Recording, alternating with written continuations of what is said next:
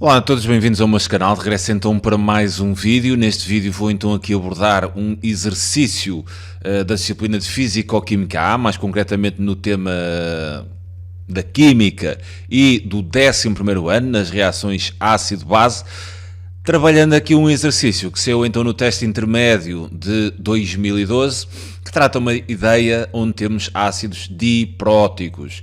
Eu cortei algumas informações, estavam escritas no teste intermédio, cortei porque haviam lá informações que praticamente vos diziam como é que se resolvia a questão, e o que eu pretendo neste vídeo é conversar um bocado sobre esta ideia de ácidos dipróticos, sem então essa descrição completa que existia no teste intermédio.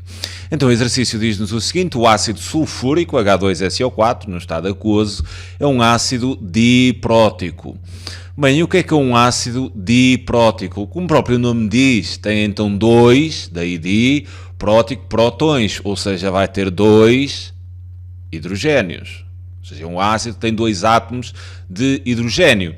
Dizemos diprótico porque este ácido, ao sofrer a protólise, né, ao ceder estes prótons, vai fazer essa cedência, não cede os dois de uma vez só, mas cede um de cada vez. Daí, em termos de ionização, ioniza-se em duas etapas sucessivas. Nesta primeira etapa, o ácido sulfúrico cede um próton à água, ficando então com um hidrogênio a menos e a água a receber o tal próton.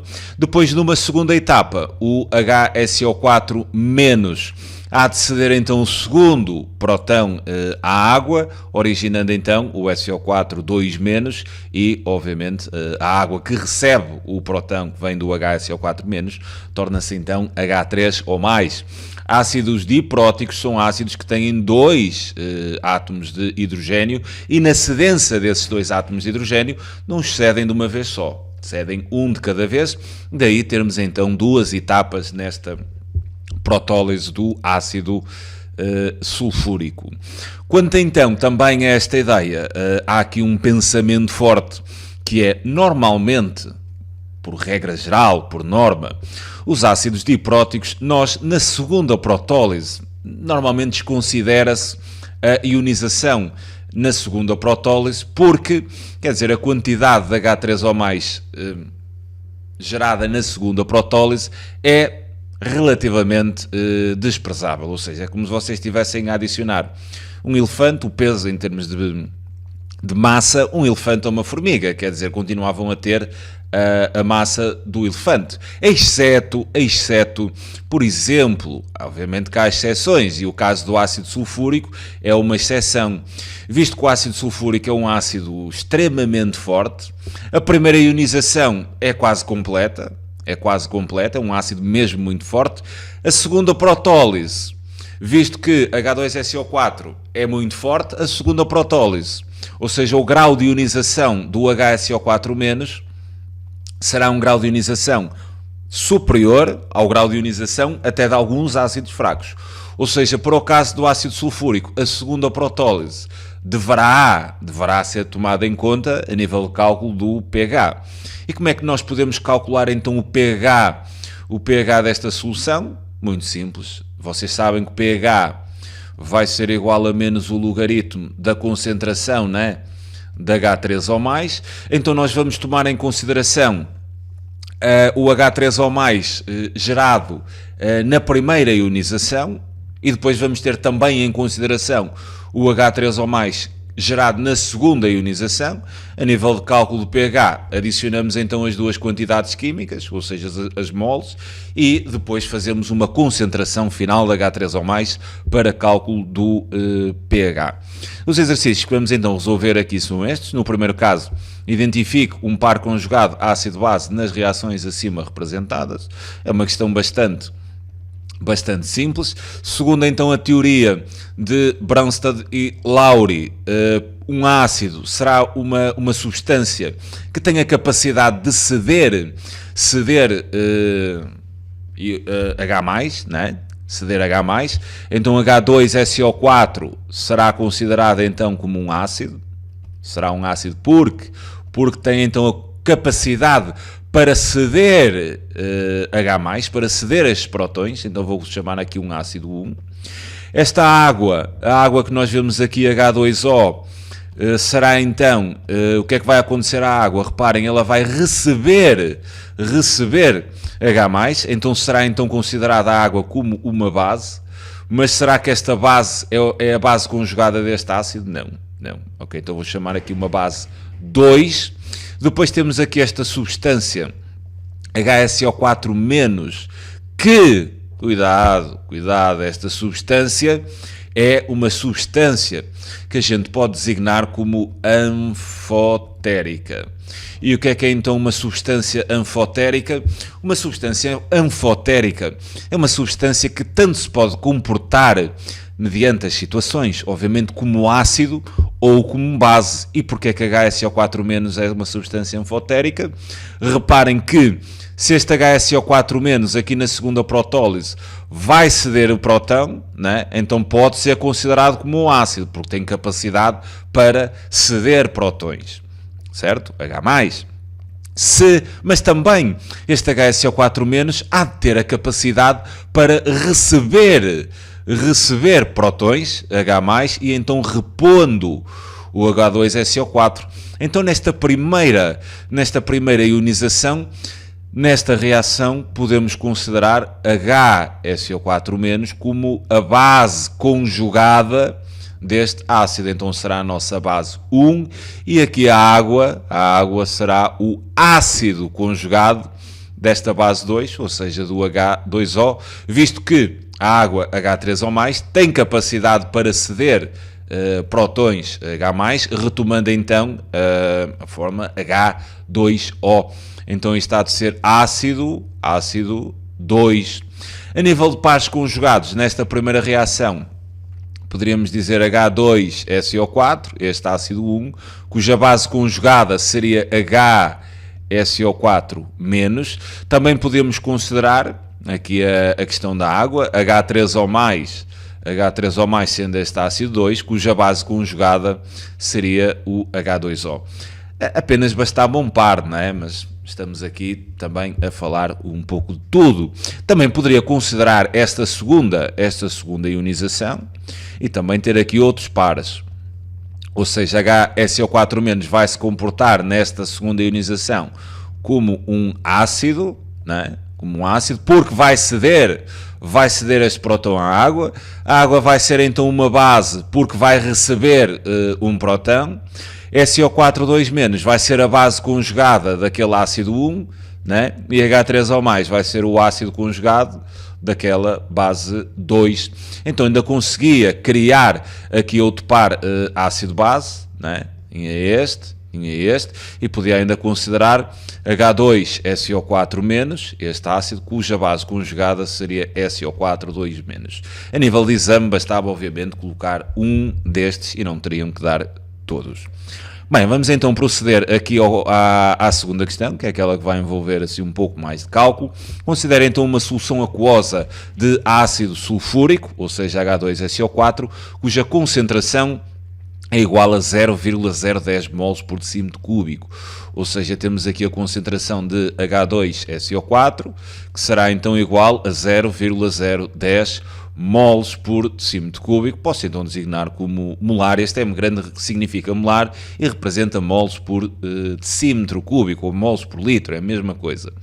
Na qual a concentração de equilíbrio final, tem aqui a concentração do equilíbrio final do HSO4-, há de ser então igual a 3,5 vezes 10, aqui já no equilíbrio final, né? Aqui na segunda protólise, será 3,5 vezes 10 elevado a menos 3 molar.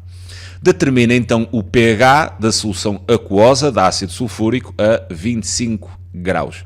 Quando estamos perante 25 graus, não sei se aqui até que ponto este dado terá algum tratamento, mas a 25 graus nós sabemos sempre que o produto iónico da água é 1,0 vezes 10 elevado a menos 14. Não sei até que ponto este dado será necessário no problema, mas se estivermos a 25 graus, sabemos sempre que o produto iónico da água toma então este valor. Se tiverem uma temperatura diferente, o valor já será diferente. Então como é que nós vamos fazer o cálculo deste pH? Já vimos que H2SO4 é um ácido forte, muito forte, então a primeira ionização será quase completa. Depois este segundo ácido, ou seja, na segunda protólise, este ácido já será considerado como um ácido fraco, então aqui teremos que trabalhar uma ideia de equilíbrio, ok? Vamos por partes. Onde o pH depois seria a concentração de H3O+, que vai ser a quantidade de H3O+, da primeira ionização, mais a quantidade de H3O+, da segunda ionização, a dividir pelo respectivo volume, e aí teremos então a concentração final. Vamos então por partes. Vamos pegar na primeira ionização, temos então H2SO4 no estado aquoso, mais H2O no estado líquido, numa reação que há de ser reversível, mas é uma ionização quase completa, visto que estamos perante um ácido muito forte. Isto no estado aquoso, mais então H3O+. Ok? No estado aquoso. O que é que nós vamos dizer aqui? Nós temos aqui, podemos achar o número de mols de H2SO4, porque temos aqui a respectiva concentração, sabendo então que a concentração é o número de mols sobre o volume, né? O número de mols há de ser simplesmente igual à concentração vezes o respectivo volume. E então nós vamos fazer aqui uma consideração.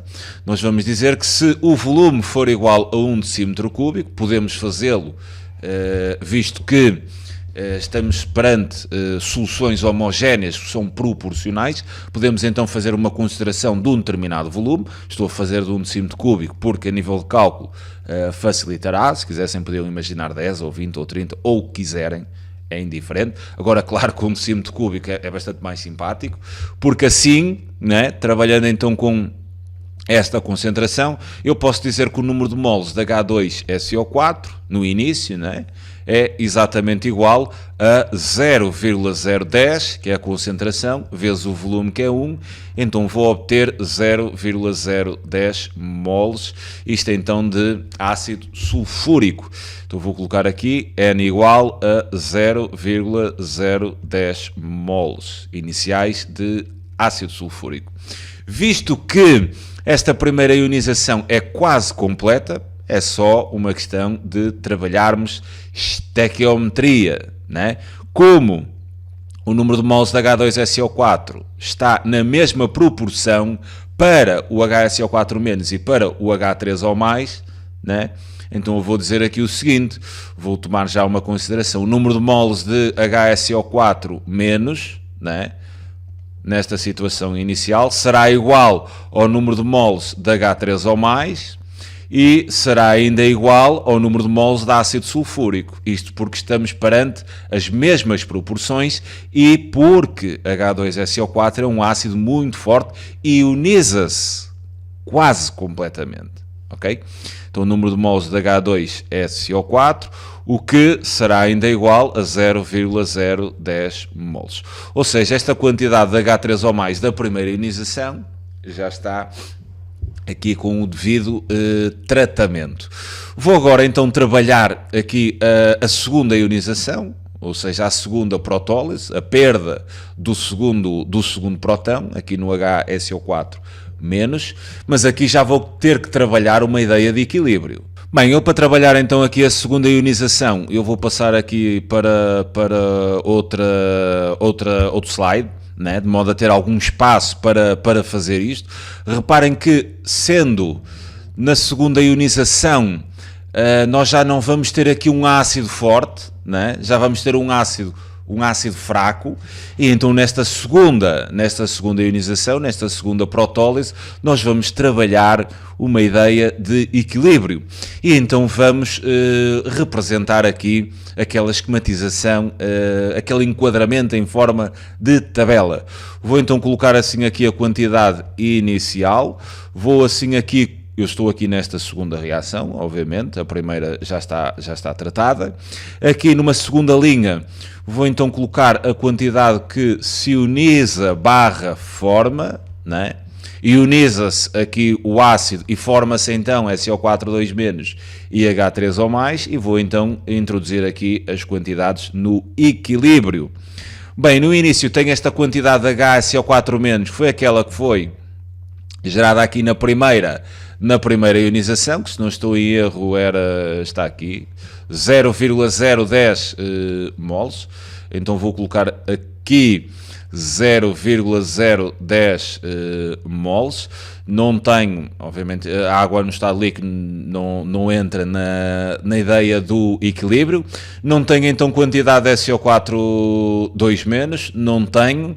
E vou imaginar também não tenho nada de H3O+. Depois eu tenho aquela quantidade, né? Depois do final vou então fazer a adição. Ou então até podia considerar, sim, não há problema. Não há mesmo problema nenhum. Eu aqui podia então dizer que nesta segunda ionização a quantidade que tenho de H3O+, também já é 0,010 mols, certo? Agora, quantidade que se ioniza barra forma, atendendo à estequiometria, né? Deste ácido HSO4 2-, ioniza-se X, então vou colocar o menos X, isto não interessa. Quantidade gerada então de SO4 2- vai ser X, né? Vai ser formada então positivo, e a quantidade de H3O+ também vai ser X. Estes X são obtidos através da estequiometria. Se tivesse aqui, por exemplo, 2 H3O+, seria 2X, se tivesse 3 mais 3X e por aí em diante. Vou então criar aqui a expressão que me vai dar as quantidades respectivas no equilíbrio. Da HSO4- vou então obter 0,010 menos X, a quantidade no equilíbrio final de SO4 2- será igual a X, e a quantidade de H3O+, final no equilíbrio, né, há de ser 0,010 mais X. E a nível de cálculo do pH, eu terei então que trabalhar a concentração de H3O+ neste equilíbrio final. Okay? Agora a ideia aqui é descobrir este X. E como é que nós podemos descobrir este X? Muito simples, havia aqui um dado atrás que me dizia exata a concentração de HSO4- no equilíbrio final é 3,5 vezes 10 elevado a menos 3. Então, sabendo que a concentração de HSO4- no equilíbrio final é igual a 3,5 vezes 10 elevado a menos 3 molar, vou também fazer a mesma consideração, né? Se o volume for igual a 1 decímetro cúbico, e sabendo que o número de mols é a concentração vezes volume, o número de mols no equilíbrio final de HSO4- há de ser então igual a esta concentração vezes 1, né? Então terei 3,5 vezes 10 elevado a menos 3 mols. Sendo assim, e sendo que esta expressão representa a quantidade química de HSO4- no equilíbrio, então tudo bem. Eu vou fazer assim aqui um cálculo auxiliar, né? E vou igualar esta expressão à quantidade, né, que existe.